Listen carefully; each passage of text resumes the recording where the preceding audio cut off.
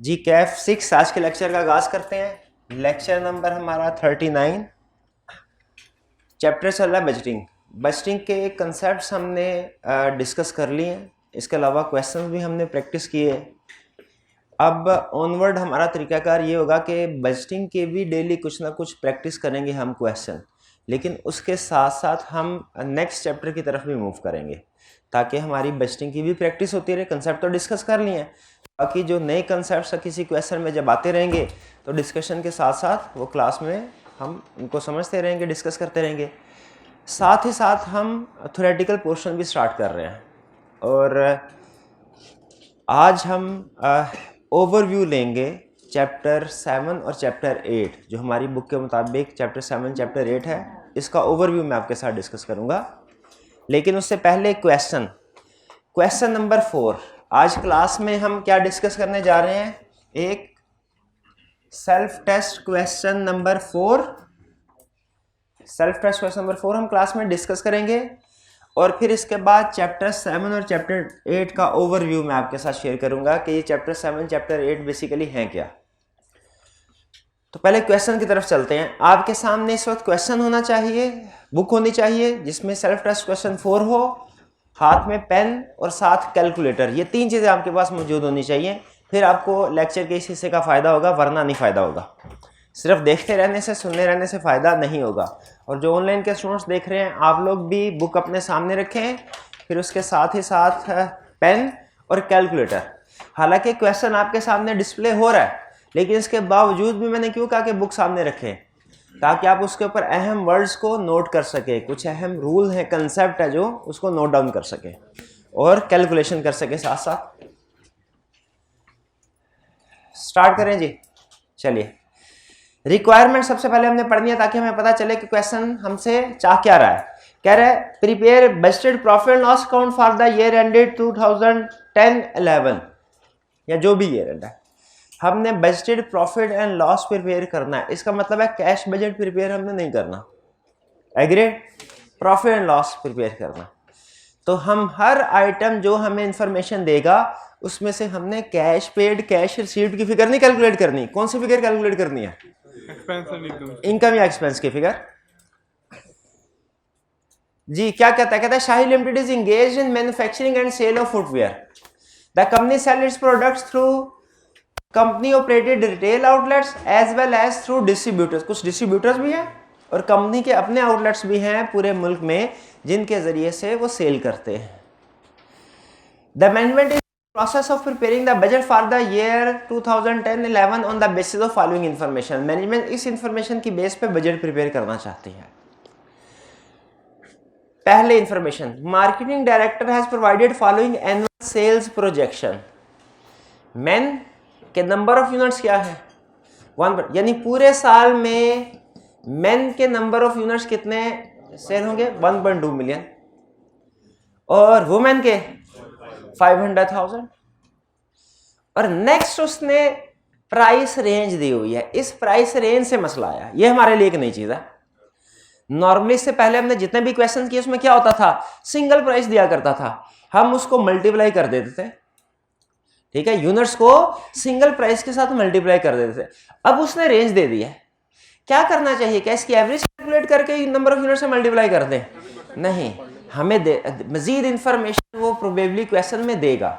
Average से multiply नहीं करना। कर एवरेज से मल्टीप्लाई करें तो गलत हो जाएगा। क्यों? असल में रेंज देने का मकसद क्या है कि कुछ यूनिट ऐसे हैं जो 1000 पे सेल होते हैं, कुछ 4000 पे, कुछ हो सकता है दरमियान के किसी प्राइस पे 2000 पे, 3000 पे, 2500 पे सेल हो रहे हो। तो हम अगर रेवेन्यू कैलकुलेट करना चाहते हैं, हमें एग्जैक्टली पता होना चाहिए कि इस टोटल नंबर ऑफ यूनिट्स में से कितने यूनिट्स 1000 पे सेल हो रहे हैं, कितने 2000 पे, कितने 3000 पे, कितने 4, यानी जिस प्राइस पे नंबर ऑफ यूनिट्स सेल हो रहे हैं वो हमें पता होना चाहिए। ठीक है, आप कभी फॉर एग्जांपल बाटा आउटलेट पे जाते हैं तो वहां पे जितने भी जूते हैं क्या सेम प्राइस पे मिलते हैं? नहीं, वो डिफरेंट प्राइसेस होती हैं। तो हमें जब वो हर यूनिट की डिफरेंट प्राइस देगा, हम फिर ही रेवेन्यू कैलकुलेट कर सकते हैं, प्रोजेक्ट कर सकते हैं, उसके बगैर नहीं कर सकते। नीचे इंफॉर्मेशन क्या दे रहा है? Previous pattern of sales indicate that 60% of units are sold at minimum price. Minimum price क्या है? इस केस में 1000, इस केस में 800। 60% units are sold at minimum price, 10% of units are sold at maximum price. maximum price क्या है? 42,500। 60% इस price पे, 10% इस प्राइस पे, और क्या है? and remaining 30% and a price of rupees 2000 and rupees 1200 per footwear for men and women respectively। इसका क्या मतलब हुआ कि कुछ 60% मिनिमम प्राइस पे सेल हो रहे हैं, 10% मैक्सिमम पे, और जो रिमेनिंग 30% है वो उसने बताया कि मेन के लिए 2000 प्राइस पे सेल होते हैं और वुमेन के लिए 1200 पे। जी क्वेश्चन की इंफॉर्मेशन समझ आई? अब बताइए क्या टोटल रेवेन्यू कैलकुलेट कर सकते हैं? कीजिए अभी की, अपने हाथ से कीजिए, शाबाश, जल्दी कीजिए, अपने हाथ जल्दी कीजिए कैलकुलेटर से। फॉर्मेट कुछ भी हो सकता है, उससे गर्ज नहीं है मुझे, ठीक है। 1200 का 60% कैलकुलेट कर लें, 30% कर लें, 10% कर लें। 60% को मल्टीप्लाई करें 1000 से, 10% को मल्टीप्लाई करें 4000 से, और 30% को मल्टीप्लाई करें 2000 से। आपके पास मेन का टोटल रेवेन्यू आ जाएगा, मेन सेगमेंट का। और वुमेन सेगमेंट का भी इसी तरह ट्री बना लेना छोटा सा। जब कोई मुश्किल इंफॉर्मेशन एडजस्टमेंट होती है, हम क्या करते हैं, छोटा सा ट्री बना लिया करते हैं। तो कैलकुलेट कीजिए, मेन का रेवेन्यू बताना है, वुमेन का रेवेन्यू बताना है, और फिर टोटल रेवेन्यू बताना है आपने मुझे। जल्दी से जल्दी, फटाफट। जी ऑनलाइन वाले स्टूडेंट्स आप भी जल्दी कैलकुलेट कीजिए, हाइब्रिड वाले भाई जल्दी कैलकुलेट कीजिए। भाई लिख लिया कर। अच्छा, सारी की सारी कैलकुलेशन कैलकुलेटर पे करनी है, और वो भी एक हाथ से। तो क्या करते हैं यार, इतने सुस्त क्यों हैं आप? जी किधर लिखी है? मुझे रिटर्न फॉर्म में आपके पेज के ऊपर कैलकुलेशन वर्किंग के साथ चाहिए। मुझे वर्किंग के साथ कैलकुलेशन चाहिए। जो आप तो किताब में भी लिखा है, जो आपका मैंने क्या करना है, मुझे वर्किंग के साथ कैलकुलेशन चाहिए। वर्किंग किसी भी तरीके से कर सकते हैं। किधर है कैलकुलेटर आपका? वर्किंग किधर है? वर्किंग करें, दिखाएं कैसे वर्किंग की आपने। हाँ शाबाश, बेहतरीन, बहुत अच्छी प्रेजेंटेशन है, शाबाश। डिफरेंट है, खुद से किया उन्होंने, लेकिन अच्छी प्रेजेंटेशन है। जी हाँ, ये भी बिल्कुल ठीक है, कॉलम वाइज आपने कैलकुलेशन कर ली, शाबाश। ठीक है, प्रेजेंटेशन कोई भी कर ले, इससे प्रॉब्लम नहीं है, कैलकुलेशन करनी है।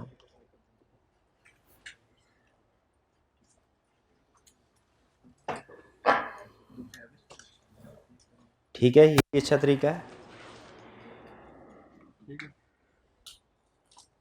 ठीक है, कैलकुलेशन करके टोटल फिगर दें मुझे, टोटल फिगर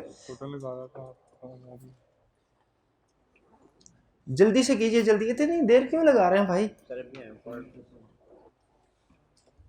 टाइम पे आया करें।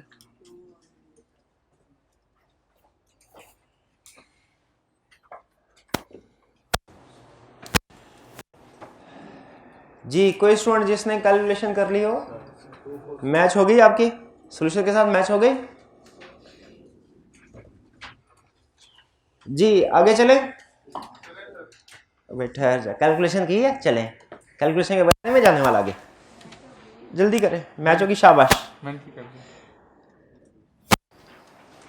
अच्छा, इतनी मुश्किल कैलकुलेशन नहीं वैसे जितना हम टाइम लगा रहे हैं। पहले आपने इधर से रोक लिया था, परसेंटेज के ऊपर हमने उसकी अमाउंट की, परसेंटेज को किताब के ऊपर ही कर दिया आपने कैलकुलेशन सारे। इस साइड पे नोटबुक के ऊपर यार एक एक चीज मैं समझाऊंगा क्या यार।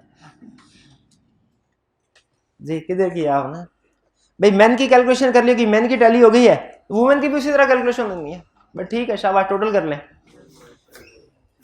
ये टोटल रेवेन्यू आ गया हमारे क्लास में। कोई ऐसा स्टूडेंट जिसने टोटल रेवेन्यू कैलकुलेट किया हो और वो डिफरेंट आता हो, सॉल्यूशन से मैच ना करता हो? सबने कर लिया? आगे चलते हैं, सेकंड एडजस्टमेंट में चलें। अच्छा, ये कल आपको याद है, कल मैंने रूल बताया था, सम टाइम टोटल रेवेन्यू खुद से दे देता है, सम टाइम कैलकुलेट करवाता है। ये देखिए कैलकुलेट करवा रहा है, लेकिन इसमें अगर आप नोट करें तो सिर्फ कैलकुलेशन है, कंसेप्ट नहीं है। थोड़ा सा तसल्ली के साथ इन्फॉर्मेशन पढ़नी है, और जिस तरीके से इन्फॉर्मेशन दी है आपने कैलकुलेशन कर लेनी है। इसमें कोई चीज़ थी, आप शायद क्यूएम के पेपर में इससे ज़्यादा कम्प्लेक्स कैलकुलेशन करते होंगे। आगे चले, समझना है हमने, सिर्फ उसके मुताबिक जो इंफॉर्मेशन दे रहा है हम उसके मुताबिक इनकम एक्सपेंस कैलकुलेट कर लेंगे। It has been estimated that 30% of the units would be sold through distributors who are offered 20% commission on retail price।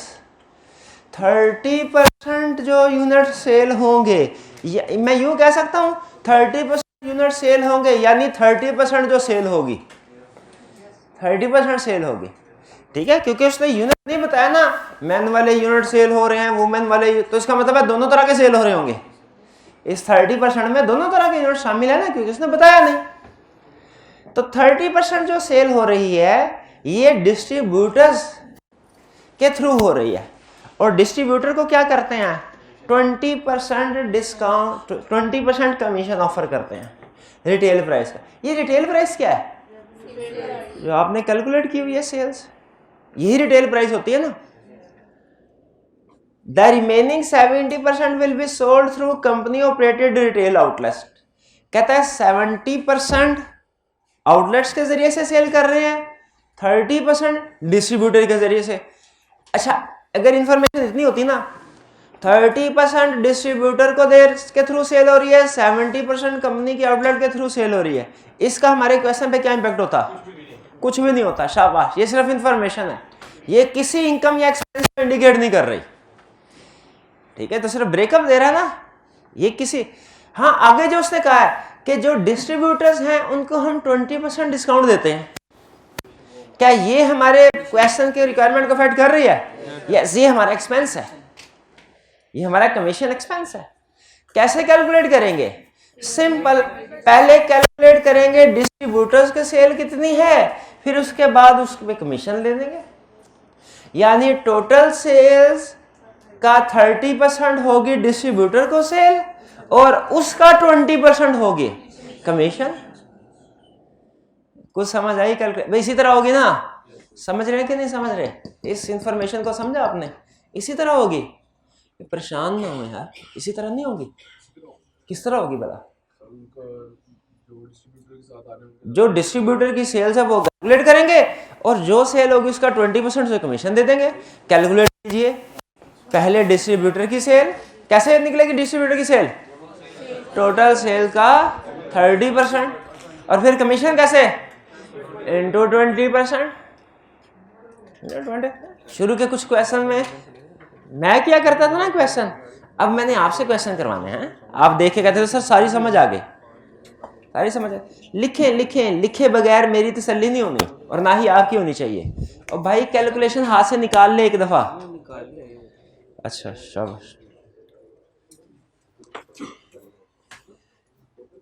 असल कमाल है इंफॉर्मेशन को समझना। क्या कह रहा है वो? कह रहा है टोटल सेल्स का 30% डिस्ट्रीब्यूटर करते हैं और डिस्ट्रीब्यूटर जितनी सेल करते हैं उसको 20% कमीशन मिलता है। टोटल सेल्स हम पहले कैलकुलेट कर चुके हैं, उसके बाद आगे। इसलिए आपको कहा सेल ड्राइविंग फोर्स है हमारे बचने के क्वेश्चन के। सेल्स के ऊपर बहुत सी फर्दर इंफॉर्मेशन जो आगे हमने कैलकुलेट करनी होती है डिपेंड करते हैं। सेकंड, कोई स्टूडेंट जिसने कैलकुलेशन की हो और सॉल्यूशन के साथ मैच ना करती हो। जी, हाइब्रिड में जिन स्टूडेंट्स की कैलकुलेशन की है उन्होंने और मैच कर गए, जरा हाथ उठाएं, पता चले कितने स्टूडेंट्स हैं? 4-5। फिजिकल में जितने स्टूडेंट्स ने कैलकुलेशन की और मैच कर गई, हाथ उठाए जरा। रेशियो कम है, फिजिकल में 50-50 है, हाइब्रिड में 80% है। अब पता नहीं कर भी रहे हैं कि नहीं, मैं जरा चेक कर रहा हूं, थोड़ी देर बाद चेक करने जाता हूं। पहले कैलकुलेशन क्लियर? आगे चले। तीसरी adjustment, company operates 22 outlets all over the country. Fix cost per outlet are ₹1.2 million per month and include rent, electricity, maintenance, salaries. कहता है फिक्स 1.2 है, तो ये हमारा 1.2 मिलियन ही एक्सपेंस आ जाएगा। 1.2 मिलियन नहीं आएगा? ओ हाँ, सॉरी, मल्टीप्लाई करेंगे 22 के साथ, 22 आउटलेट्स का ना, तो 1.2 12 से भी 12 से क्यों मल्टीप्लाई करेंगे? पर मंथ दिया हुआ है। अगर कभी घुमाने के लिए पर क्वार्टर दे दे तो क्या कंसेप्ट डिफरेंट हो जाएगा, कोई नया कंसेप्ट हो जाएगा? नहीं, वही कंसेप्ट है, कैलकुलेशन डिफरेंट है, पर एनम दे दे। और अगर कभी मजीद घुमाने के लिए रेंट इलेक्ट्रिसिटी को पर मंथ दे दे, सैलरीज को पर एनम दे दे, या रेंट को पर एनम दे दे, बाकी तो आप अकॉर्डिंगली एनुअल एक्सपेंस में कन्वर्ट कर लेंगे ना। अच्छा, ये कोई नया कंसेप्ट तो नहीं है, ये तो सिंपल कंसेप्ट है। क्या हम पूछो कि पूरे साल का बजटेड प्रॉफिट लॉस बना रहे हैं, हर फिगर को साल पे कन्वर्ट करना है, जो फिगर साल में नहीं है उसे साल पे कन्वर्ट करना है। तो कैसे एक्सपेंस आएगा ये वाला फिक्स सेल्स, और ये फिक्स एक्सपेंस कैसे आएगा? फिक्स एक्सपेंस का सेल से क्या ताल्लुक है? हाँ, डायरेक्ट ही आ जाएगा, 1.2 आ जाएगा, है ना? नहीं, डायरेक्ट नहीं आएगा, कुछ ना कुछ तो काम करना पड़ेगा। क्या काम करना पड़ेगा भाई, बताएंगे। ये जो तीसरी इंफॉर्मेशन है, इसमें फिक्स कॉस्ट कैलकुलेट करनी है साल की, कि कैसे करेंगे? हाँ, किसको मल्टीप्लाई बाय 12 करेंगे? तो क्या है फिक्स कॉस्ट, फिगर बताए। हाँ, 1.2 को किससे मल्टीप्लाई करेंगे? 12 से। फिर किससे मल्टीप्लाई करेंगे? Outline number of 22। फिर किससे मल्टीप्लाई करेंगे? फिर किसी से नहीं करेंगे, शाबाश। तो ये देखें, 1.2 इंटू 22 इंटू 12 फिक्स कॉस्ट आती है। बहुत ही आसान, इससे आसान एडजस्टमेंट नहीं हो सकती बजटिंग के क्वेश्चन में। हाँ, वो बैलेंस होता है, ओपनिंग बैलेंस होता है, कैश दे देता है भाई। ये क्लियर हो गया, आगे चलें। सेल्स थ्रू कंपनी आउटलेट्स जो कितनी थी? 70%। अच्छा, उसे चाहिए था, अगर अच्छा क्वेश्चन बनाता ना, उसे चाहिए था ये जो आउटलेट वाली इंफॉर्मेशन है ना, किधर दिया हुआ इसने? 0.2 में, इसको इसके साथ मिलाता। लेकिन उसकी बजटिंग में हमने देखा, पहले भी 2-3 क्वेश्चन में देखा, उसकी कि आधी इंफॉर्मेशन ऊपर कहीं दे देता है और फिर आधी इंफॉर्मेशन नीचे देता है। हमें उसको रिलेट करना होता है, हमें उसको रिलेट, वरना असूली तौर पे उसे एक तरह की इंफॉर्मेशन सारी देनी चाहिए। भाई डिस्ट्रीब्यूटर है तो उसकी डिस्ट्रीब्यूटर से उसकी सारी इंफॉर्मेशन इकट्ठी दे, आउटलेट है उसकी इंफॉर्मेशन सारी इकट्ठी दे, बनता तो यही ना सोलन। लेकिन वो क्या करता है, एग्जामिनर की मर्जी, आधी इंफॉर्मेशन किसी और जगह पे, आधी किसी और जगह पे, ताकि हमें ढूंढने में मसला हो। तो यहाँ पे उसने ये नहीं बताया कंपनी आउटलेट के थ्रू कितनी सेल हो रही है, 4 में कितनी सेल हो रही है, क्या हमें पता है? 70%। कहाँ लिखा था 70%? सेकेंड में, ये remaining 70% will be sold through company operated retail outlet. 4 में क्या कह रहा है? सेल थ्रू कंपनी आउटलेट्स, यानी जो 70% सेल्स है include sale of cut size footwears, cut size footwear which are sold, कोई उनकी बी प्रोडक्ट होगी, ठीक है। बाद का मैन्युफैक्चरिंग में किसी प्रोडक्ट में डिफॉल्ट आ जाता है, उसे बी प्रोडक्ट कह के बेच देते हैं। कह रहा है cut size footwear which are sold at 40% below the normal retail price and represents 5% of the total sales of retail outlets. Retail outlet की जो टोटल सेल्स है उसका 5% कट साइज प्रोडक्ट है, उसको 40% डिस्काउंट पे बेचा जाता है, बेचा जाता है। पहला क्वेश्चन मेरा आपसे ये, जब एडजस्टमेंट भरी, पहला क्वेश्चन मेरे जहन में ये आया, क्या जो उसने हमें टोटल रेवेन्यू दिया हुआ पर हमने कैलकुलेट किया है मैन वुमेन का, वो रिड्यूस्ड प्राइस पे सेल है कि रेगुलर प्राइस पे? पक्की बात है, अगर रिड्यूस प्राइस पे होती ना तो फिर हमें लहदा से ये कैलकुलेट करने की जरूरत नहीं थी। लेकिन अब चूंकि वो रेगुलर प्राइस पे है तो उसको रिड्यूस करना चाहिए, इसको डिस्काउंट का नाम दे देते हैं। यहाँ अगर अकाउंटिंग के स्टूडेंट बैठे हुए हैं जो, तो उनके जहन में आ रहा होगा ट्रेड डिस्काउंट। तो ऊपर रेगुलर हमने प्राइस कैलकुलेट किया है, अब नीचे जो ट्रेड डिस्काउंट है ये लेस होना चाहिए कि नहीं होना चाहिए? रेगुलर प्राइस से, रिटेल प्राइस से, लिस्ट प्राइस से ट्रेड डिस्काउंट लेस होना। ऑलरेडी तो नहीं ना लेस हुआ हुआ, क्योंकि ऑलरेडी तो हमने रेगुलर प्राइसेस के ऊपर सेल्स कैलकुलेट की है, रिड्यूस प्राइस के ऊपर कोई नहीं की। तो अब जो डिस्काउंट दे रहे हैं वो अलहदा से नीचे लेस होना चाहिए कि नहीं होना चाहिए? होना चाहिए।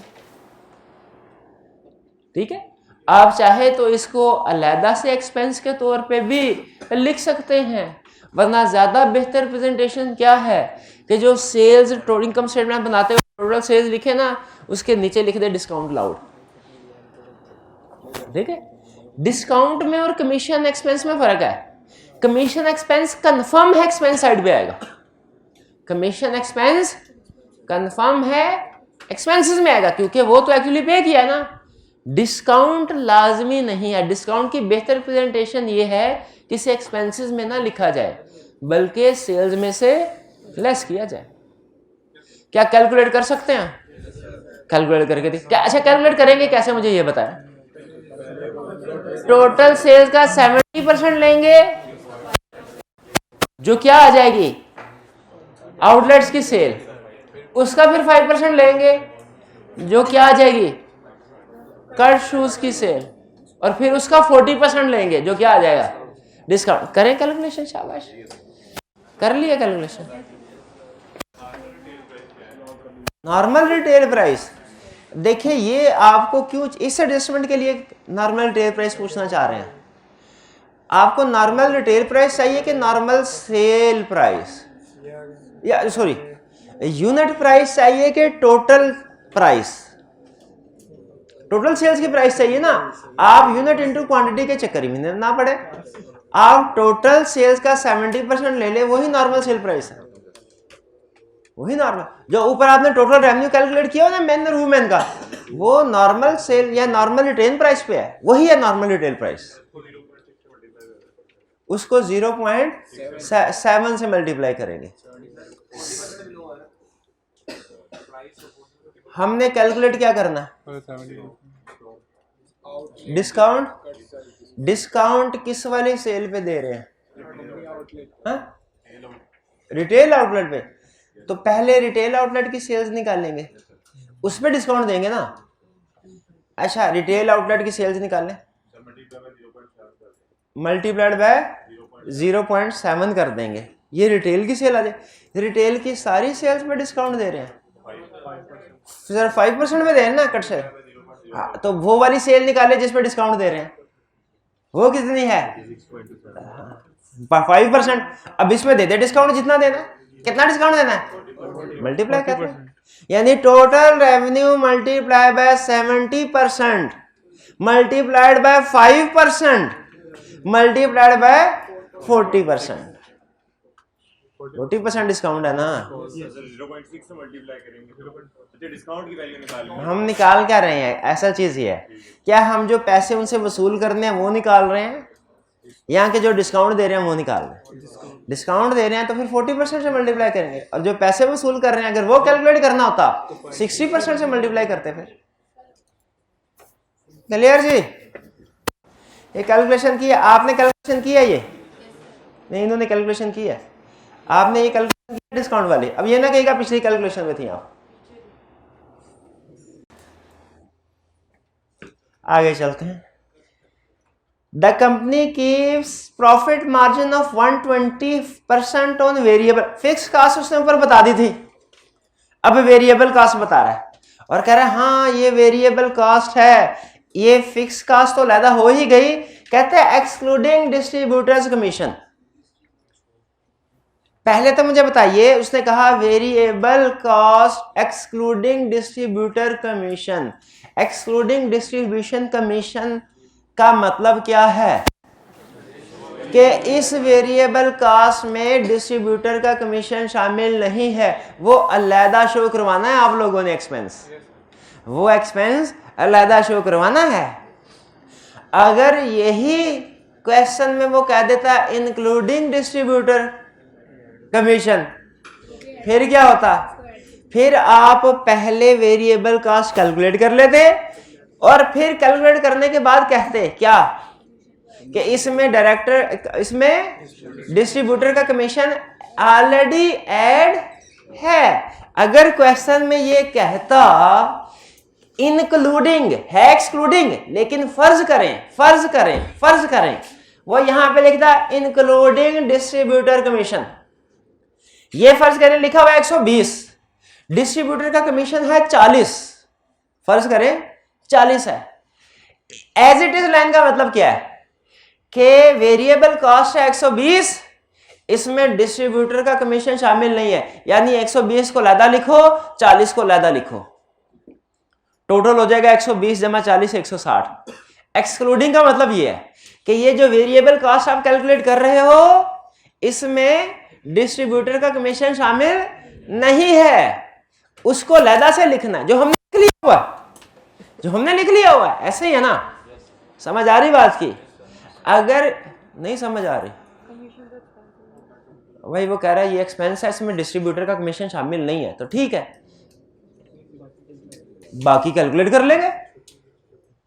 अगर कहता डिस्ट्रीब्यूशन का कमीशन इसमें शामिल है, हम परेशान हो जाते, हम कहते पहले भी कैलकुलेट किया है अब भी कैलकुलेट कर, उस सूरत में हम अलहदा से डिस्ट्रीब्यूटर को ना कैलकुलेट करते कमीशन, बल्कि इसी में शामिल था, इसी को कैलकुलेट करके इंक्लूड कर देते। ये समझा रहा हूं।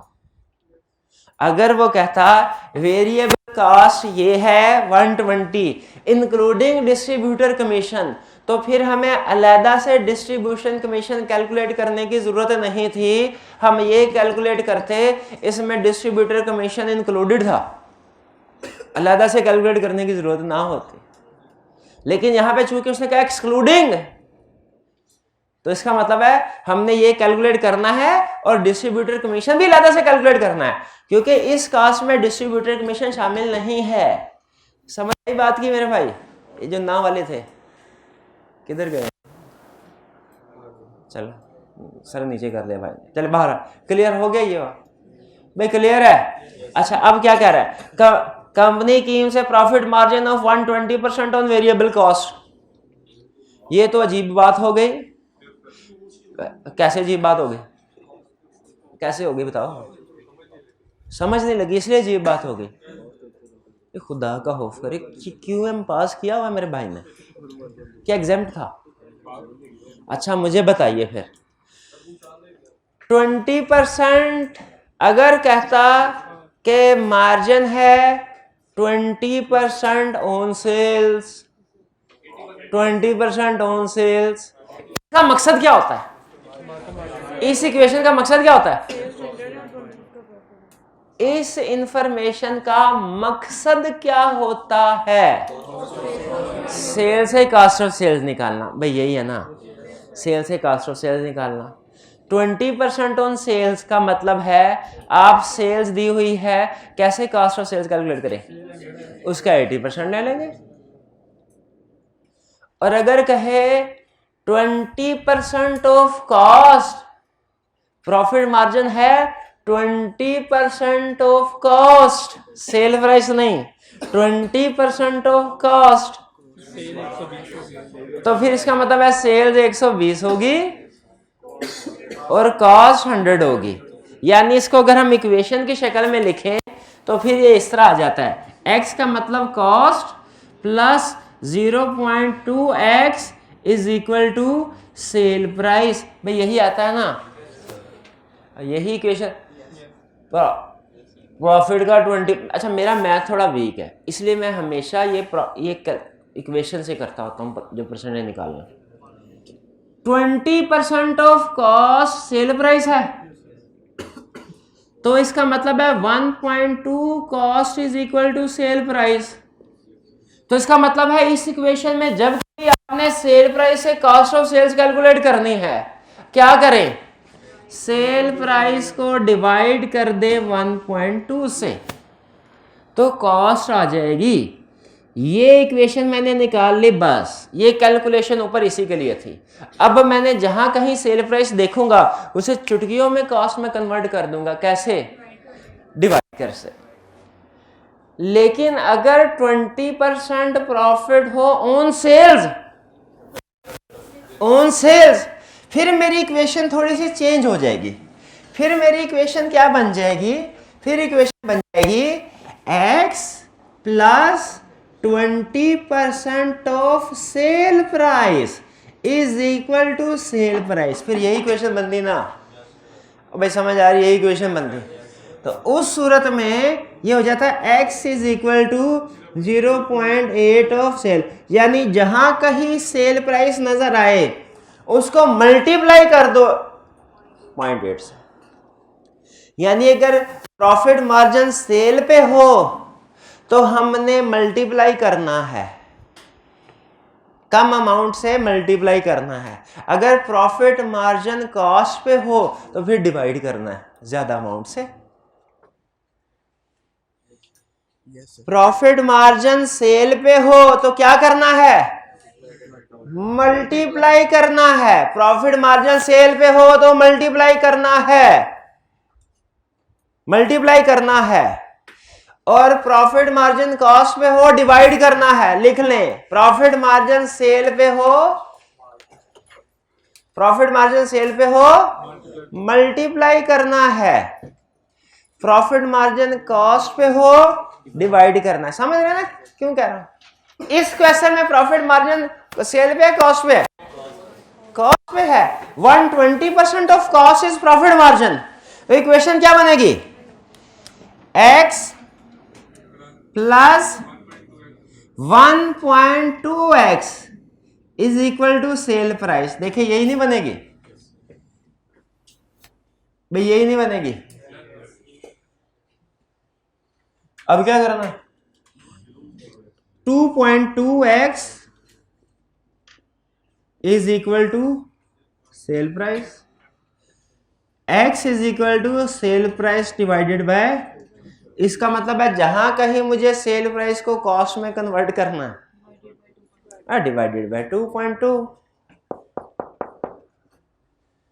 नहीं समझ आया ना, पक्की बात है।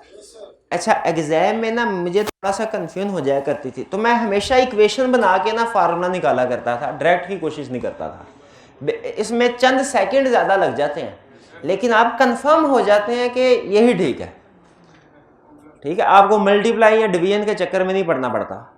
आपको ये नहीं सोचना पड़ता अगर 20% लिखा हुआ है क्वेश्चन में तो मुझे इसको 80% करना है कि 120% करना है, मुझे इसको डिवाइड करना है कि मल्टीप्लाई करना है।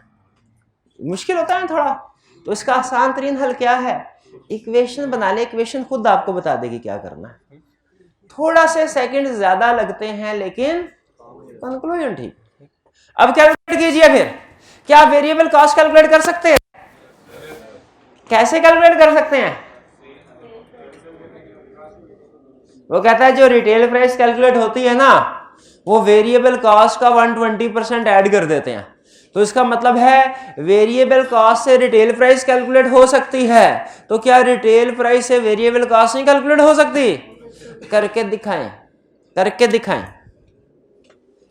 और अगर इक्वेशन समझ नहीं आई तो बेहतर है पहले इक्वेशन बनाएं फिर करके दिखाएं। शाबाश, जल्दी करें जल्दी।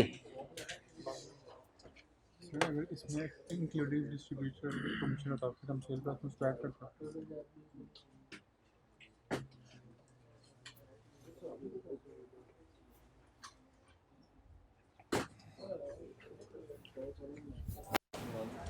कितना आ गया? 1120.4545। अच्छा बताइए इस फिगर में 1120 डिस्ट्रीब्यूटर कमीशन शामिल है? नहीं शामिल है, वो तो अलहदा से है, वो तो अलहदा से है। तो ये फिगर एज इट इज आ जाएगी। ठीक है, यानी डिस्ट्रीब्यूटर कमीशन अलहदा आएगा, ये फिगर अलहदा आएगी। अगर इंक्लूडिंग डिस्ट्रीब्यूटर कमीशन उससे लिखा होता तो फिर सिर्फ यही फिगर आती, डिस्ट्रीब्यूटर कमीशन अलहदा से ना लिखते। क्यों ना लिखते? क्योंकि इस फिगर में ऑलरेडी डिस्ट्रीब्यूटर कमीशन एडिड होता। कैलकुलेट हो गई फिगर, कोई problem? Last, fix cost of factory and head office are 45 million and rupees 50 million per month respectively. Factory और हेड ऑफिस का फिक्स कास्ट सबसे आसान, क्या करें, 45 million को एज इट इज लिख दे, मल्टीप्लाई बाय 12, 15 million को भी मल्टीप्लाई बाय 12, खत्म कहानी। इजी क्वेश्चन था कंपैरेटिवली। ठीक है, कोई इशू नहीं? इशू, चलिए एक दफा घर जाके अपने हाथ से कैलकुलेट कर लीजिए। अच्छा, बाकी मैं आपको आगे आहिस्ता आहिस्ता होम असाइनमेंट देता रहूँगा, लेकिन अब मेरी तरफ से आपको इजाज़त है। आप क्वेश्चंस बजटिंग के खुद से बाकी के सेल्फ टेस्ट करना चाहें कर सकते हैं, लेकिन एक दिन में एक क्वेश्चन करना, एक से ज़्यादा क्वेश्चन नहीं करने। बजटिंग का एक दिन में एक ही क्वेश्चन, चाहे आपके पास जितना मर्जी टाइम हो, एक से ज़्यादा क्वेश्चन नहीं करने। अगर करना ही चाहते हैं तो फिर दूसरा क्वेश्चन इन्वेस्टमेंट अप्रेजल का कर लीजिएगा, तीसरा क्वेश्चन कॉस्ट ऑफ कैपिटल का कर लीजिएगा, लेकिन एक दिन में एक टॉपिक का, एक इन्वेस्टमेंट अप्रेजल का कर रहे हैं तो फिर भी एक, क्योंकि बड़े क्वेश्चन है ना। जब हम क्वांटिटी की तरफ जाते हैं ना तो फिर जल्दी जल्दी काम करते हैं, फिर हम अपने सोचने में टाइम ज़ाया नहीं करते, हम कहते हैं अगला क्वेश्चन करना जल्दी जल्दी। तो बगैर सोचे या कम सोच के 2 क्वेश्चन करने से बेहतर है ज़्यादा सोच के एक क्वेश्चन कर लिया जाए। इसलिए आपको कह रहा हूं कि आपने इन्वेस्टमेंट अप्रेजल और बजटिंग, इनका एक दिन में एक ही क्वेश्चन करना है, एक से ज्यादा क्वेश्चन नहीं करना। क्लियर? आगे चलें। नेक्स्ट हम अपने थ्योरेटिकल पोर्शन की तरफ जा रहे हैं। ये है चैप्टर 7 और चैप्टर 8। दोनों चैप्टर बेसिकली एक ही चीज के 2 पार्ट्स हैं, लेकिन उसकी तरफ आने से पहले मैं आपके सामने पूरी पिक्चर रखना चाहता हूं, क्योंकि ये जो चैप्टर है ना, ये समझ लें किसी एक चीज का दरमियान वाला हिस्सा है। जब तक इससे पहले क्या चीज आती है और इसके बाद क्या चीज आएगी, वो चीजें क्लियर नहीं ना होगी, वो बुक में नहीं उसने बताई है। लेकिन वो आपको जब तक क्लियर नहीं होगी, इसकी लॉजिक समझ में नहीं आएगी। ये समझ लें, आज सिर्फ ओवरव्यू दे रहा हूं आपको इस चैप्टर का, ठीक है। ऑर्गेनाइजेशंस जो हैं वो जो क्रिएट होती है, बनती है, कंपनीज बनती है, बिजनेस बनते हैं, किस मकसद के लिए बनते हैं? गलत। उनका अपना एक ऑब्जेक्टिव होता है, उसके लिए वो ऑब्जेक्टिव ज्यादातर प्रॉफिट ही होता है, लेकिन लाजमी नहीं हमेशा। बहुत सी ऑर्गेनाइजेशन आप अपने इर्द गिर्द देखते होंगे, not for profit organisation for example, ठीक है। और ऑब्जेक्टिव समटाइम एक से ज्यादा भी हो सकते हैं। सिर्फ ये नहीं प्रॉफिट कमाना है, बल्कि प्रॉफिट कमाने के साथ साथ एनवायरमेंटल इश्यूज को भी देखना है। कहीं हमारे प्रॉफिट प्रोसेस एक्टिविटीज में कहीं एनवायरमेंट को नुकसान तो नहीं पहुंच रहा। हमने अपने एम्प्लॉइज का भी ध्यान रखना है। ऐसा नहीं है कि over time, over shift, double shift लगवा दें उसे, वो टेंशन में आ जाए, डिप्रेस्ड हो जाए, ऐसा नहीं, बल्कि एम्प्लॉइज का भी ध्यान रखना है, स्टेक होल्डर्स का ध्यान रखना है। तो ऑब्जेक्टिव्स कुछ भी हो सकते हैं और ऑब्जेक्टिव्स एक से ज्यादा भी हो सकते हैं। इस बात से एग्री करते हैं कि नहीं किसी भी ऑर्गेनाइजेशन के? चलिए आगे चलते हैं, इससे एग्री करते हैं। तो इसके बाद नेक्स्ट कंसेप्ट ये है, जब भी कोई ऑर्गेनाइजेशन बनती है ना, तो सबसे पहले जो चीज डिसाइड होती है वो है उसका vision, mission and objective. Detail में जाने की जरूरत नहीं है, इसको एक ही समझे। हालांकि थोड़ा थोड़ा फर्क है तीनों में, फिलहाल एक ही समझे। Vision, mission, objective. क्या मकसद क्या है कंपनी का? कंपनी का किस लिए कंपनी बनी? Where we want to go, हम कहां जाना चाहते हैं, हमारी मंजिल क्या है? जन्नत है, माशाअल्लाह, सुभान अल्लाह। तो उसके लिए फिर किस रास्ते पे चलना पड़ेगा? जन्नत वाले रास्ते पे या दूसरे रास्ते पे?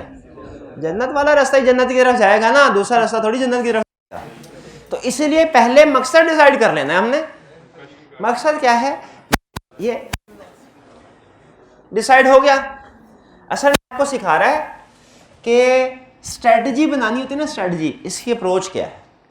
तो कहानी शुरू होती है सबसे पहले, भाई मकसद क्या है? मकसद को where we want to go, CA करना है, चार्टर्ड अकाउंटेंट बनना है, ये मकसद है। अच्छा चले, मकसद आ गया। फिर इसके बाद where we want to go, फिर उसके बाद आपने देखना है वेयर वी, इस वक्त हम किस जगह पे हैं? इस वक्त किस जगह पे हैं? एएफसी में या पीआरसी में? पीआरसी, कैफ में है, किस जगह पे? वेयर वी आर, कंपनी है, हमारा मकसद है, हमने for example number 1 service provider बनना है, ये मकसद है, ये ऑब्जेक्टिव है। इस ऑब्जेक्टिव तक पहुंचने से पहले, स्ट्रेटजी डिसाइड करने से पहले, ये दूसरी बात क्या देखनी है? वेयर वी आर, हम इस वक्त है कहां पे? जाहिर है अगर हम पहले नंबर पे पहुंचना चाहते हैं, अगर हम दूसरे नंबर पे हैं तो पहले नंबर पे पहुंचने के लिए स्ट्रेटजी कुछ और होगी, और अगर आखिरी नंबर पे हैं तो स्ट्रेटजी कुछ और होगी, और वो थोड़ी लंबी स्ट्रेटजी होगी। तो सबसे पहले देखना है विजन मिशन, हम कहाँ जाना चाहते हैं, फिर हमने करना है स्ट्रेटजिक एनालिसिस, जिसे कॉर्पोरेट अप्रेजल भी कहते हैं, जिसे स्वॉट एनालिसिस भी कहते हैं। हमने एनालिसिस करना है कुछ चीजों का। हमने ये जो स्वॉट है SWOT, ये एब्रीविएशन है, S से कोई और चीज बनती है, W से कोई और, O से कोई और, ये बता रहा है कि आपने किस किस चीज का एनालिसिस करना है, जिससे आपको पता चलेगा कि आप किस जगह पे खड़े हैं, मार्केट में आपकी पोजीशन क्या है, मार्केट में आपकी पोजीशन क्या है, हैसियत क्या है आपकी मार्केट के अंदर, ये वेयर वी आर। पहले क्या डिसाइड किया, मकसद, where we want to go, फिर क्या डिसाइड किया, वेयर वी आर, ठीक है। फिर स्ट्रेटजी फॉर्मुलेशन, स्ट्रेटजी बनानी है, या बहुत से कोर्सेज ऑफ एक्शन होंगे, हमने चॉइस करनी है किसी एक की। स्ट्रेटजी का मतलब क्या, चॉइस करना कि क्या करना चाहिए। जाना वहां है, इस वक्त यहां पे है, वहां तक जाना कैसे है, चल चल। कुछ स्ट्रेटजी होती है एग्रेसिव, कुछ होती है कंजर्वेटिव। तो स्ट्रेटजी फॉर कैसे चलना है ये डिसाइड करना है। नंबर 1 बनना है तो इसके लिए क्या प्रोडक्ट को इंप्रूव करना पड़ेगा, क्या हम अपनी प्रोडक्ट को बेस्ट बनाएं या प्रोडक्ट को सबसे ज्यादा बिकने वाली बनाएं। बाजुकात कैरेक्टरिस्टिक्स वाइज बेहतरीन प्रोडक्ट कोई और होती है, लेकिन सेल वाइज ज्यादा होने वाली कुछ और होती है। तो स्ट्रेटजी डिसाइड करेगी हमने क्या स्ट्रेटजी बनानी है, ठीक है। How we can go there, यह है स्ट्रेटजी फॉर्मुलेशन, कि हम उस जगह पे कैसे जा सकते हैं। विजन हमारा वो है, corporate appraisal, current status, where we are, इस वक्त यहां पे है, जाना कैसे है, किस तरीके कार से, यह है स्ट्रेटजी फॉर्मुलेशन। स्ट्रेटजी डिसाइड कर लिया, जब स्ट्रेटजी फॉर्मुलेट कर ली, फॉर्मेट की बना ली स्ट्रेटजी, उसके बाद क्या करना है, स्ट्रेटजी को इंप्लीमेंट करना है, फिर उधर चलना है उस रास्ते। ये रास्ता डिसाइड कर रहे हैं किस रास्ते से जाना, और ये क्या कर रहे हैं, हम उस रास्ते पे चल रहे हैं। क्या रास्ते पे चलना शुरू कर दें तो आंखें बंद करके सिराते मुस्तकीम की तरह चलते जाएं, कि थोड़ी देर रुक के इवैल्यूएशन कर लें, देख लें कि क्या सही रास्ते पे जा रहे हैं, स्पीड हमारी सही है, हालात बदल तो नहीं गए, क्या कोई ऐसा तरीका तो नहीं आया कि हम ज्यादा तेजी से जा सकते हैं। ये ना हो हमने पहले फैसला किया हो पुराने जमाने में पैदल जाना उस जगह तक, आधे रास्ते में पहुंचे तो गाड़ी ईजाद हो गई, लेकिन हम कह रहे हैं नहीं हम पैदल ही जाएंगे, हमने गाड़ी पे सवार होने से इनका, क्यों, हमारी स्ट्रेटजी नहीं थी। तो बताइए स्ट्रेटजी पे जब अमल करना शुरू कर दें, इम्प्लीमेंटेशन, तो एज इट इज अमल करते रहना चाहिए, यहाँ के स्ट्रेटजी को इवैल्यूएट भी करना चाहिए, और अगर जरूरत पड़े तो कंट्रोल्स भी बिल्ड होने चाहिए, देखने के लिए कि क्या हम वहां पे पहुंच रहे हैं तो ठीक है चलते जाएं, अगर नहीं कोई गड़बड़ है तो उसको ठीक करें। ये हमारा स्ट्रेटजिक मैनेजमेंट का लें। अगर मैं आपसे यूं कहूं ना कि इन 5 स्टेप्स में मैंने आपको स्ट्रेटजिक मैनेजमेंट का ओवरव्यू दे दिया तो गलत नहीं होगा, कि हमारी पूरी की पूरी जो मैनेजमेंट है, बिजनेस मैनेजमेंट, वो इन्हीं स्टेप्स के गिर्द घूमती है, स्ट्रेटजिक मैनेजमेंट। हाँ, इसके अलावा कुछ और चीजें आती हैं जैसे ह्यूमन रिसोर्स मैनेजमेंट, वो अलग चीजें हैं, लेकिन स्ट्रेटजिक कि बिजनेस ने किस तरीके से चलना है। स्टेप्स क्लियर हो गए। अब इसमें जो सबसे अहम स्टेप है जो हमारा ये चैप्टर 7 और 8 डील करता है, वो कौन सा है, स्ट्रेटजिक एनालिसिस, या जिसे कॉर्पोरेट अप्रेजल भी कहते हैं, स्वॉट एनालिसिस भी कहते हैं। बाकी सारी चीजें अब आप साइड पे कर दें, वो आपको एक पूरा स्टेप बाय स्टेप सीक्वेंस समझने के लिए जरूरी थी कि आपको पता चले कि इससे पहले क्या है, ये क्यों है, और इसके बाद क्या है। अब हमारा सारे का सारा फोकस किसके ऊपर होगा, स्ट्रेटजिक एनालिसिस कॉर्पोरेट अप्रेजल में। इसमें कहता क्या है, कहता ये आप भाई ये देखो आप किस जगह पे हो, मार्केट में आपकी पोजीशनिंग क्या है, मार्केट में आपकी पोजीशनिंग क्या है। किसी के साथ लड़ना हो ना, तो उसके लिए आपको अपने प्लस और माइनस पता होने चाहिए। मेरे पास कौन से हथियार हैं, मेरे पास फोर्स कितनी है, किस जगह पे मैं अपना किला बना सकता हूँ, किस जगह पे नहीं बना सकता। लड़ना हो, और अगर जीतना हो ना, तो अपने साथ साथ जो दुश्मन है उसके भी प्लस माइनस का पता होना चाहिए।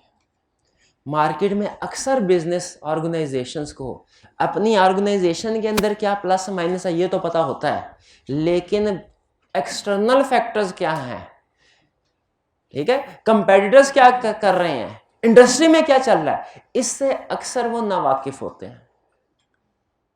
जैसे मुझे ये तो पता है कि कॉलेज में क्या हो रहा है, ठीक है, लेकिन शायद मुझे ये पता नहीं होगा कि फॉरेन कंट्री में जो कॉलेजेस में पढ़ाया वो किस तरीकाकार से पढ़ाया जा रहा है।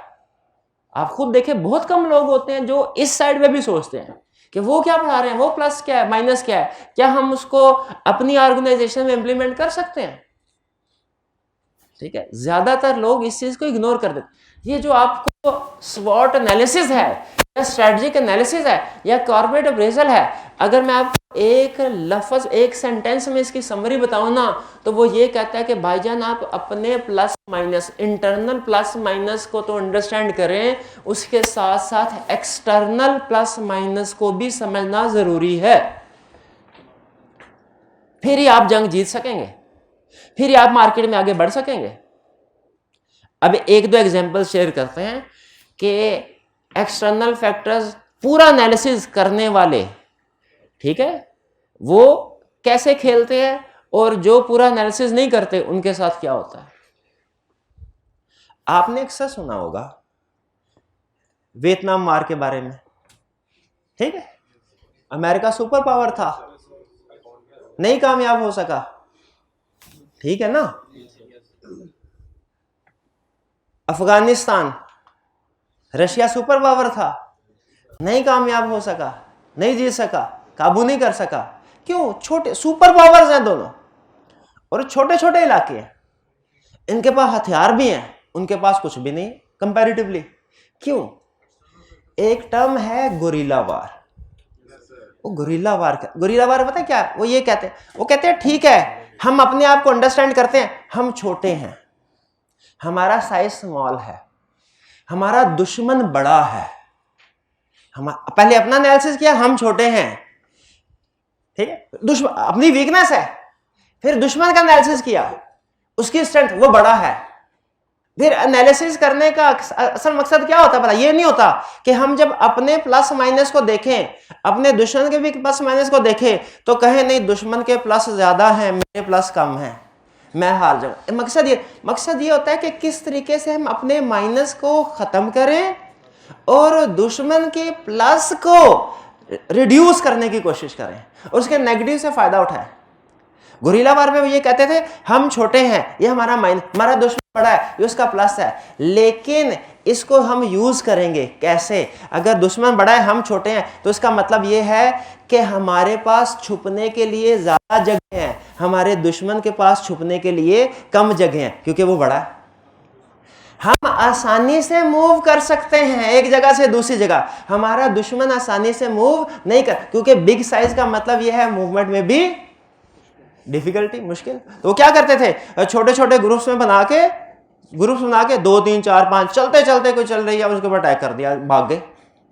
वो बाकायदा जंग नहीं होती थी। गुरिल्ला वार का मतलब ये नहीं बाकायदा जंग, गुरिल्ला वार का मतलब फौजी इधर बैठे हुए हैं, वो प्लान बना के किसी भी वक्त आ गए, 2 3 4 5 8 10 बंदों का ग्रुप अटैक किया, फिर निकल गए। वो किसी जगह पे बैठते ही नहीं थे, अटैक किधर करती दूसरी आर्मी जो पावरफुल थी, अटैक। उनको पता होता था कि ये पावरफुल आर्मी किस जगह पे बैठी है, इन लोगों को पता ही नहीं होता था, वो तो 2 2 4 4 की टोलियां बना के घूम फिर रहे होते थे। तो ये एनालिसिस करना, ये एनालिसिस अगर आप करेंगे, इससे फिर आप अपने माइनस को भी एडजस्ट कर सकते हैं और दुश्मन के प्लस को भी टैकल कर सकते हैं। लेकिन जैसे मैंने बताया, बहुत सी ऑर्गेनाइजेशन ऐसी होती हैं, वो सिर्फ अपना इंटरनल एनालिसिस करती हैं, एक्सटर्नल एनालिसिस भूल जाती हैं कि मार्केट में क्या हो रहा है। इवन ये गलती नोकिया ने भी की, ठीक है, 2002-3 में नोकिया 3310 मशहूर है, अब तो मुहावरा बन गया है। ग्लोबल मार्केट का तकरीबन रफली कोई 70% के करीब शेयर। कभी उन्होंने वहम गुमान सोचा भी नहीं होगा कि सिर्फ कुछ ही सालों के बाद, दहाइयों के बाद भी नहीं, कुछ ही सालों के बाद हमारा शेयर बिल्कुल कम हो जाएगा, 5% या उससे भी कम पे आ जाएगा। क्या किया उन्हें? सिर्फ ये था अपना इंटरनल एनालिसिस उनका बेहतरीन था। हमारी प्लस पॉइंट क्या है? हमारी प्रोडक्ट है नोकिया। लोग नाम के मॉडल 33, वो ये नहीं कहते मोबाइल दे दो, कहते 3310 दे दो, 3310 दे दो। तो ये हमारा इतना बड़ा ब्रांड है, हम तो मार्केट से निकल ही नहीं सकते। लेकिन एक्सटर्नल फैक्टर्स को इग्नोर कर दिया। जब एंड्रॉयड नोकिया ने कहा हमें हमारी इसकी जरूरत नहीं है। मार्केट में कस्टमर्स की नीड को इग्नोर किया। कस्टमर क्या, मोबाइल का कस्टमर जो होता है ना, चेंज को पसंद करता है। चेंज चाहे इसके काम का हो ना हो, चाहे समझ आए ना इसे, लेकिन इसे लेटेस्ट मॉडल है, ये लेटेस्ट मॉडल है, यही इटसेल्फ एक बहुत बड़ा इनके लिए इंसेंटिव होता है किसी भी चीज को बाय करने के लिए। लेटेस्ट में क्या चीज नहीं आई है जो पिछले में नहीं थी, ये नहीं पता होगा, ये नहीं पता, लेकिन ये लेटेस्ट। तो जब एंड्रॉयड आया, और एंड्रॉयड में बहुत सी एप्स, ठीक है, जबकि जो नोकिया वाला था मोबाइल, इसमें एप्स कम थी, नहीं शिफ्ट किया, नहीं शिफ्ट किया। ठीक है, नोकिया के जो टॉप मैनेजमेंट है ना, वो क्या कहती थी कि हमने कुछ गलत नहीं किया, लेकिन हमारी सबसे बड़ी गलती यही थी कि हमने कुछ भी नहीं किया जब हमें कुछ करना चाहिए था। तो जब एनवायरनमेंट, इंटरनल स्ट्रेंथ आपकी है, लेकिन साथ साथ एक्सटर्नल फैक्टर एनवायरनमेंट पे भी नजर रखनी है। जब एनवायरनमेंट चेंज हो रहा हो, एक्सटर्नल फैक्टर्स चेंज हो रहे हो, हमें अपनी स्ट्रेटजीज को भी चेंज करना चाहिए, वरना चाहे दुनिया की टॉप कंपनी क्यों ना हो, विद इन ईयर्स जीरो पे आ जाती है। यही वो हमें इन दोनों चैप्टर में समझा रहा है। क्या कि आपने इंटरनल, अच्छा ये नहीं है कि इंटरनल एनालिसिस ना करो, नहीं करें, इंटरनल एनालिसिस भी करो, लेकिन साथ ही साथ एक्सटर्नल फैक्टर्स का भी एनालिसिस करो। एक्सटर्नल मार्केट में क्या हो रहा है इसके ऊपर भी नजर रखो। एज ए टीचर, अब ये आपको एक बात बता रहा हूं, एज ए टीचर मैं इस चीज का तो हिसाब किताब रखता ही हूं, मैंने क्या पढ़ाना है, कैसे पढ़ाना है, कितना पढ़ा लिया, बाकी कितना टाइम रह गया। क्या मुझे इस चीज का भी हिसाब रखना चाहिए कि दूसरे कॉलेजेस में क्या हो रहा है, कौन टीचर क्या पढ़ा रहा है, कैसे, किस टॉपिक पे कितने आवर्स लगा रहा है, कौन कौन से क्वेश्चन करा रहा है। अगर मैं एक मार्केट में अपनी पोजीशन बनाना चाहता हूं तो मुझे सिर्फ अपना हिसाब नहीं रखना, मुझे एक्सटर्नल फैक्टर्स को भी देखना है। मुझे दूसरों की प्लस क्या है, माइनस क्या है। ठीक है, कोई स्टूडेंट अगर किसी टीचर की तारीफ करता है तो क्यों करता है, उसे पूछते हैं भाई क्या खास बात है उनमें। ठीक है, ये है एक्सटर्नल एनालिसिस। तो बताइए सारी डिस्कशन के बाद क्या आप एग्री करते हैं कि हमें जब अपनी पोजीशनिंग को क्लियर कर रहे हो कि मार्केट में हम किस जगह पे स्टैंड कर रहे हैं, ताकि उसके बाद हम डिसाइड कर सके कि जिस जगह पे जाना है उसके लिए क्या स्ट्रेटजी बनाई जाए, तो हमें इंटरनल और एक्सटर्नल दोनों तरह के एनालिसिस करने चाहिए। एग्री करते हैं? इंटरनल भी एक्सटर्नल, यानी इंटरनल में भी हमें पता होना चाहिए हमारा प्लस क्या है, माइनस। इंटरनल एनालिसिस का मतलब क्या है? अपना प्लस और अपना माइनस देखना। एक्सटर्नल एनालिसिस का मतलब क्या है? एनवायरनमेंट में, एक्सटर्नल फैक्टर्स में, कंपेटिटर्स में क्या प्लस है क्या माइनस है। अच्छी स्ट्रेटजी तभी बनेगी जब आप इंटरनल के साथ साथ एक्सटर्नल एनालिसिस को भी देख रहे होंगे। और ये इन दोनों चैप्टर्स में जो उसने थियरीज बताई हैं वो यही बता रही हैं। हमारा चैप्टर जो 7 है वो डिस्कस करता है एक्सटर्नल एनवायरनमेंट को। चैप्टर 7 किसको डील करता है? एक्सटर्नल एनवायरनमेंट को। और चैप्टर 8 किसको डील करता है? इंटरनल एनवायरनमेंट को। इसमें हम अपनी कंपनी के प्लस माइनस देख रहे होंगे, हमारे पास रिसोर्सेज क्या हैं, हमारे प्रोसेस कैसे चल रहे हैं, कौन सा प्रोसेस हमारा ज्यादा अहम है दूसरों से, हमारे पास कोर कंपिटेंस क्या है, क्या कैपेबिलिटीज क्या है हमारे एम्प्लॉयज में, क्रिटिकल सक्सेस फैक्टर्स क्या हैं, कौन सी चीज है जिनके ऊपर हम जरा भी कंप्रोमाइज नहीं कर सकते। ये सारा एनालिसिस किया जाता है।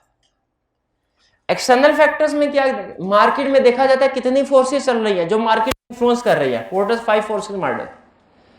फिर उन फोर्सेस को कैसे हमारी ऑर्गेनाइजेशन को अफेक्ट कर सकते हैं, स्टडी करते हैं। प्रोडक्ट लाइफ साइकिल, हमारी जो प्रोडक्ट्स मार्केट में सेल हो रही है हर प्रोडक्ट की एक लाइफ होती है, जैसे इंसानों की लाइफ होती है ना, हर प्रोडक्ट की। जैसे मोबाइल है, आपके पास कोई भी लेटेस्ट मोबाइल भी होगा ना, वो ज़्यादा से ज़्यादा 6 महीने, इसके बाद पुराना हो जाएगा। आज कोई लेटेस्ट मोबाइल भी अगर आप लेंगे ना, 6 महीने बाद लेटेस्ट नहीं रहेगा। ये तो है, टेक्नोलॉजी क्विकली चेंज होती है ना, टेक्नोलॉजी बेस्ड प्रोडक्ट्स का लाइफ साइकिल कम होता है, ठीक है। लेकिन कुछ प्रोडक्ट्स का लाइफ साइकिल हमें पता होना चाहिए, हमारी प्रोडक्ट है इसका लाइफ साइकिल क्या है। ये ना प्रोडक्ट आज लॉन्च किया है, 2 महीने मोबाइल है, 6 महीने बाद खत्म, और 2 महीने हम ये डिसाइड करने में गुजार दें कि मार्केटिंग कैसे करनी है। भाई 2 महीने बाद तो मार्केटिंग करने का वक्त ही गुजर जाएगा। लेकिन अगर हमने कोई मेडिसिन ईजाद किया, ठीक है, तो वो हमें पता है, हमने काफी रिसर्च करके मेडिसिन ईजाद किया जो अगले 15, 20, 25, 30 साल चलेगी, तो उसमें आप मार्केटिंग डिफरेंट होगी आपकी। तो यही बता रहा है कि एनालिसिस आपने करना है। अब एनालिसिस के लिए डिफरेंट लोगों ने, मैनेजमेंट के एक्सपर्ट लोगों ने डिफरेंट मॉडल्स दिए हैं, जिनमें सबसे मशहूर है पोर्टर्स 5 फोर्सेस मॉडल, जिसमें वो कहता है मार्केट में 5 फोर्सेस हैं, अगर आप इनसे अपने आप को बचा लें या इनको कंट्रोल कर लें, आप मार्केट के टॉप पे पहुंच जाएंगे। लेकिन ये 5 फोर्सेस इतनी आसानी से आपके काबू में नहीं आएंगी। प्रोडक्ट लाइफ साइकिल देखिए, आपकी प्रोडक्ट किस स्टेज पे है, ठीक है। और अगर वो कोशिश करनी है क्या कि जो हमारी प्रोडक्ट का मैच्योरिटी पीरियड है ना, या जिसे आप वो इकोनॉमिक्स में पढ़ते होते ना, साइकिल होता है, बिजनेस साइकिल, तो अगर वो हमारी प्रोडक्ट अपनी जिंदगी के बूम फेज पे है तो उसे किस तरीके से प्रोलॉन्ग किया जा सकता है। बीसीजी मैट्रिक्स, ये एक मैट्रिक्स है जो आपको बताता है कि आपकी कौन सी प्रोडक्ट्स ऐसी है जो आपके लिए ज्यादा अहम है और कौन सी प्रोडक्ट्स ऐसी हैं जो कम अहम है। जैसे हम में से हर इंसान में कुछ अच्छी आदतें होती हैं और कुछ बुरी आदतें होती है ना, हर इंसान है, नेचुरल है, सबके साथ है। तो ये बीसीजी मैट्रिक्स क्या करता है, ये कहता है ये 4 डब्बे बनाओ, 4 डब्बे, और उसमें क्लासीफाई करो आपकी अच्छी आदतें कौन सी है।